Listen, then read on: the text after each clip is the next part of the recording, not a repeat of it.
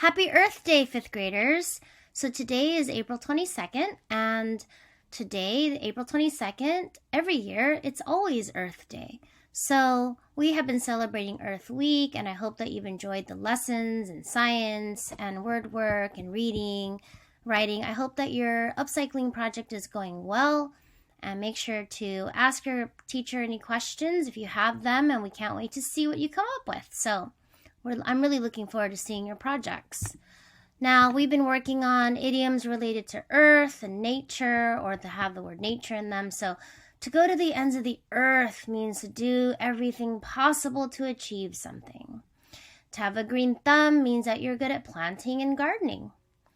When something is second nature to you, this means that you have done it so often that you can do it without thinking, really. Like it's really quite easy for you. Today's idiom is go green, go green. Now this is the perfect idiom for Earth Day because it's exactly related to the message of Earth Day, right? To save the earth, to preserve its resources, to conserve, to reduce, reuse, recycle, upcycle, and not consume too much. So what does it mean? Well, literally, we have an arrow to represent go and the color green in this blot. It doesn't really mean that, but it does mean this action of like moving forward. So it means to do things in a way that protects the natural environment. It means to lead a more environmentally friendly and ecologically responsible lifestyle.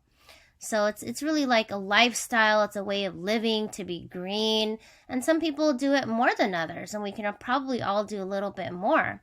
So as an example, our district was going more green by installing solar panels. So you might remember on the where the canopy area is, there are solar panels there that help with our energy usage and consumption.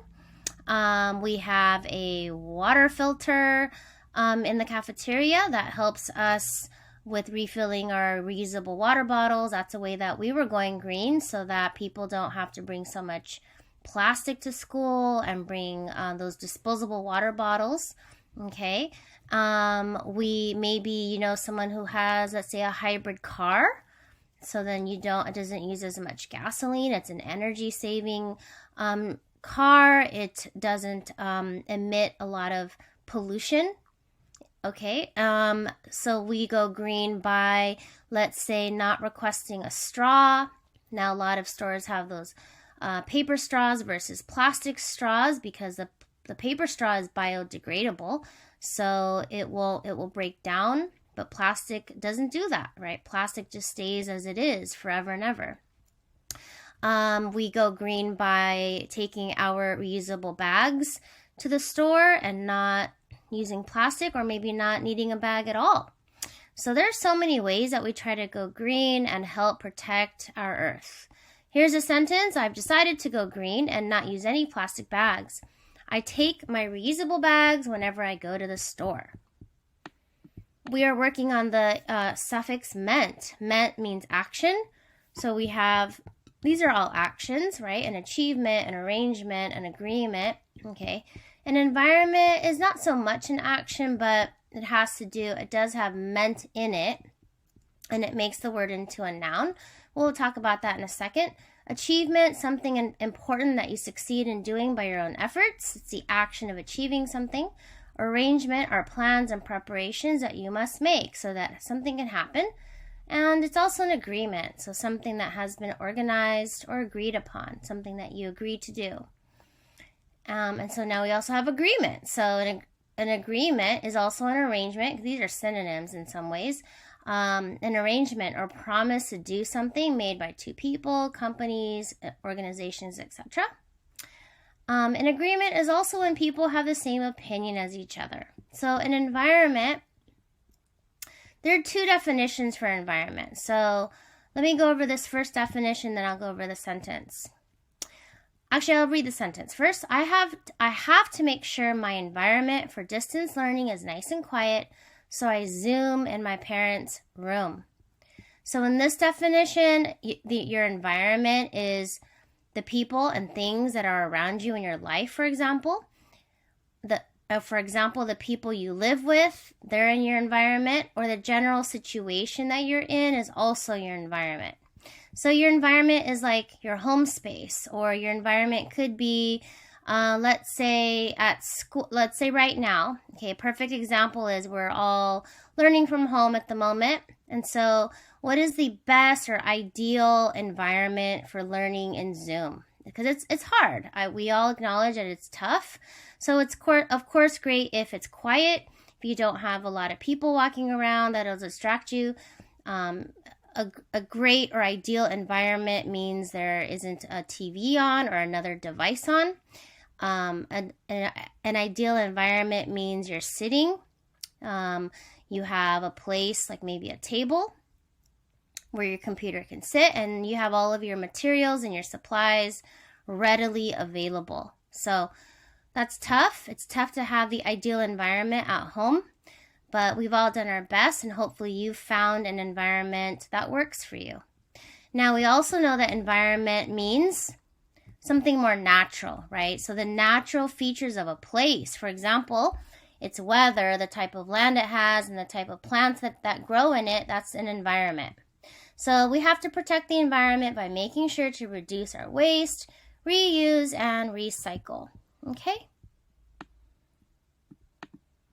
Now we are working on the Greek root geo, which means earth. So we learned geologist, someone who studies the earth, someone who studies rocks and soil and the earth. A geode is a small cavity or opening in a rock lined with crystals, and geometry is a study of mathematics and the angles and shapes formed by the relationships of lines, surfaces, and solid objects in space. Geo meaning earth, metry meaning measurement. We learned geography last week when we learned graph. So I thought I would just say review geography and also introduce geographer. Also is a suffix meaning someone who does. So a geographer is someone who studies geography at a high level or to a high level.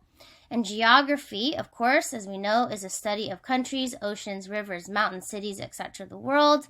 So last week we saw map because geography has to do with maps. That's a tool that geographers use. So here's someone studying the earth. They're a geographer. This is a map of the earth from above. You can see the green and the brown. Sentence, the geographer mapped out the land and bodies of water in our state in relationship to the many cities we have. Now, I just want to go over this homograph that's going to come up. We know that homographs are words that are spelled or written the same but have different meanings. However, like this example that's going to come up in your work, this word it's the same word, it's written the same way, but it has different pronunciations. And depending on how it's pronounced is the meaning. I'm going to go over this one. Elon worked hard on his science project until late in the evening. What is the meaning of the underlined word? So this word is project, like your upcycling project, right? But, so is it a planned activity, to throw something forward, or to put an image on a different surface using light? Well, it's a project, which in this case is a planned activity because this is about science and it's a planned activity. This definition, to throw something forward, means to project. So if you project something, you're throwing it, okay? And it also could be this pronunciation. Like when your teacher at school projects the image using the projector. This is to put an image on a different surface using light. That's to project. So we could project a movie onto the screen, or if something gets projected, it's being thrown forward. But in this case, a planned activity, it's pronounced project. So see how it's spelled the same, but different meanings. And also it has different ways of pronunciation. Project versus project. So that happens a lot in homographs. All right, fifth graders, thanks for sticking with me.